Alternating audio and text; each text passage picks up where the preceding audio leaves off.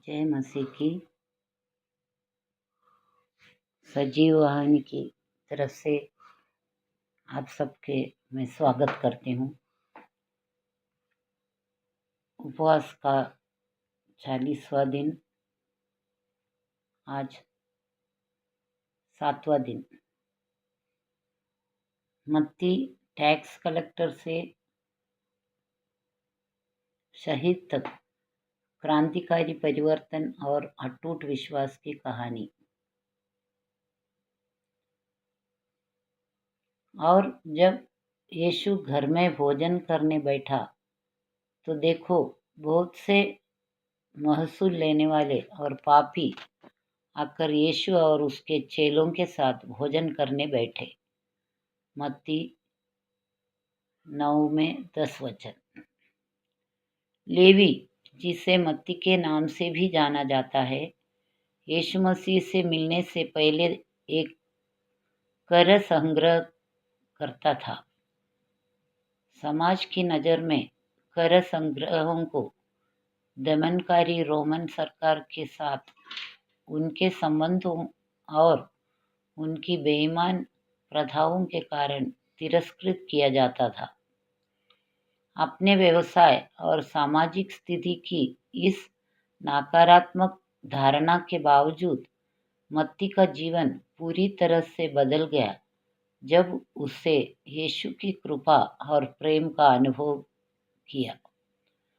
सुसमाचार में यीशु के साथ मत्ती की मुलाकात का विवरण अत्यंत सरल है। यीशु ने उससे कर बूथ पर बैठे देखा और कहा, मेरे पीछे आओ।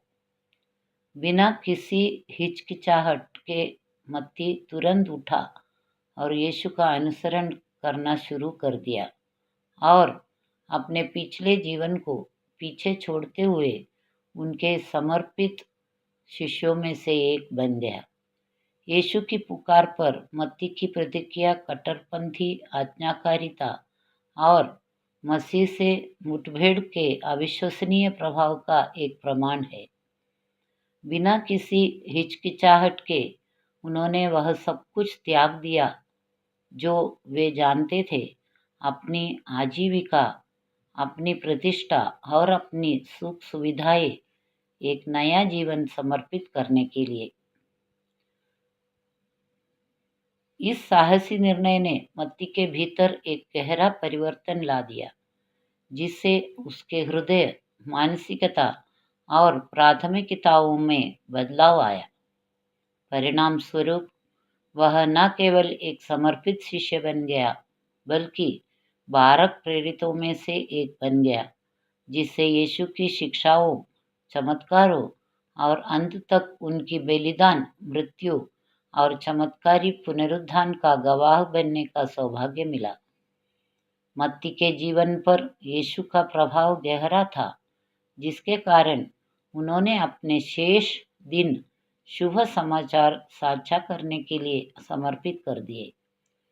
इथियोपिया में एक राजा की नैतिकता को साहसपूर्वक चुनौती देने के लिए 60 ईस्वी में जमीन पर काट मारकर और भाला मारकर शहीद होने के बावजूद मत्ती का अटूट विश्वास एक अनुस्मारक के रूप में कार्य करता था कि कोई भी परमेश्वर की दया की पहुंच से परे नहीं है।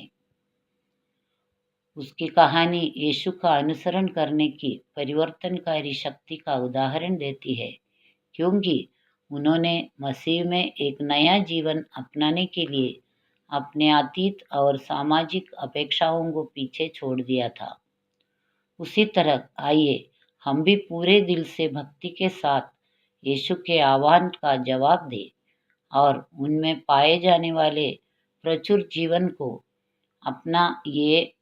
अपनाए और अपने पुराने तरीकों को पीछे छोड़ दें।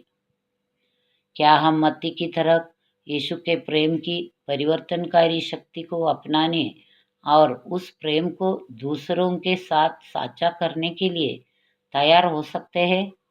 उन्हें उद्धारकर्ता के साथ उसी जीवन परिवर्तनकारी मुठभेड़ का अनुभव करने के लिए आमंत्रित कर सकते हैं। आमीन।